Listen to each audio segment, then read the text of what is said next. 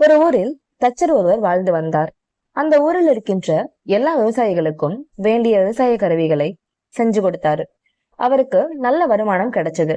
வீட்டுல எப்பவும் கறியும் மீனும் சாப்பாடு. வாழ்க்கை நல்லா போய்கிட்டு இருந்தது. அப்படியே போய்கிட்டு இருந்த வாழ்க்கையில திடீர்னு ஒரு பெரிய தடங்கல் ஏற்பட்டது. அந்த ஊர்ல மழையே பெய்யல. அதனால விவசாயம் யாரும் செய்யல. தொடர்ந்து மழை பெய்யாமல் இருந்ததால விவசாயிங்க அத்தனை பேரும் வேறு வேறு வேலைக்கு சென்று விட்டார்கள். சிலர் நிலங்களை விற்றுவிட்டு வெளியூருக்கு சென்றனர். இதனால் தச்சருக்கு வேலை இல்லாமல் போய்விட்டது. வீட்டில் வறுமை வாட்டியது. மனமுடிந்து போன தச்சர் செய்வதறியாது தவித்தார்.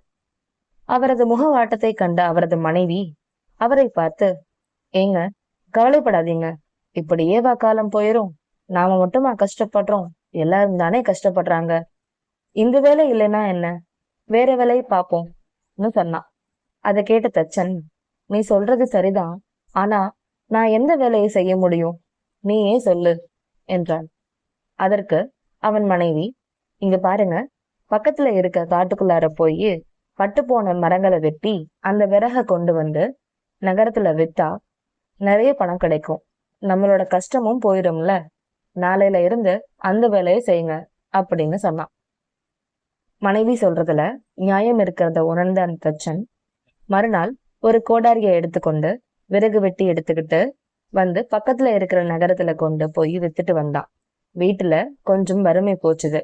அவனோட மனைவி கொஞ்ச நாள் கழிச்சு, ஏங்க, நீங்க ஏன் விறகு வெட்ட போறீங்க, என்னிடம் இருக்கிற நகையை வித்து விறகு கடை வச்சா என்ன, நான் சொல்றத செய்யுங்க, இனி விறகு வெட்ட போகாம மத்தவங்க கொண்டுகிட்டு வர்ற விறக வாங்கி வித்துடுங்க அப்படின்னு சொன்னான்.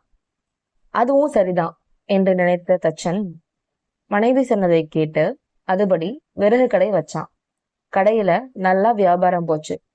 கையில கொஞ்சம் காசும் சேர்ந்தது. வீட்டுல வறுமை போயிருச்சு.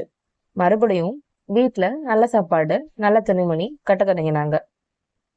வாழ்க்கை சுகமாக போக தொடங்கிய போது அடுத்து பெரிய இடியா அவன் வாழ்க்கையில இறங்குச்சு. ஒரு நாள் விறகுகளை வித்துட்டு பணத்தை எல்லாம் எடுத்துக்கிட்டு கொடுக்கறவங்களுக்கு கொடுத்துட்டு கடையை பூட்டிக்கிட்டு வீட்டுக்கு வந்தான். வீட்டுல வந்து சாப்பிட்டுட்டு மனைவி குழந்தைகளோட தூங்குனான். நடு சமம் வந்தது. அப்ப அவனோட விறகு கடை எப்படியோ தீப்பிடிச்சு எரிஞ்சுது. அதை பார்த்துட்டு எல்லோரும் கத்துனாங்க. அவனும் அவன் மனைவியும் ஓடி போய் பார்த்தாங்க. அந்த ஊர்க்காரங்களும் அவனும் சேர்ந்து கஷ்டப்பட்டு அந்த தீயை அணைச்சாங்க. ஆனா அந்த தச்சனுடைய முதல் எல்லாமே போயிருச்சு. இனி எதை வச்சு பழைக்கிறதுன்னு கன்னத்துல கைய வச்சுக்கிட்டு வசனத்தோட அழுதான்.